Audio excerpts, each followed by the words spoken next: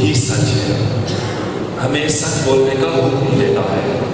सो उसको याद करते हैं, उसी के नाम से आगाज करते हैं। बिस्मिल्लाहिर्रहमानिर्रहीम। अल्लाह रब्बुल इज़्ज़त तमाम जहानों का खालिक, मालिक और पालने वाला, रब्बुल आलमीन तमाम तारीफ़ें उसी ज़ाते पाक के लिए जो हमारे दिलों की नीयतों को खूब जानता है। बाद हम्दो सलाम लाखों करोड़ों दुरूद व सलाम उस पाक नबी हज़रत मोहम्मद सल्लल्लाहु अलैहि वसल्लम पर जो तमाम जहानों के लिए रहमत बनाकर भेजे गए, जो शाफ़ी महशर के अंदर साक़ी कौसर है।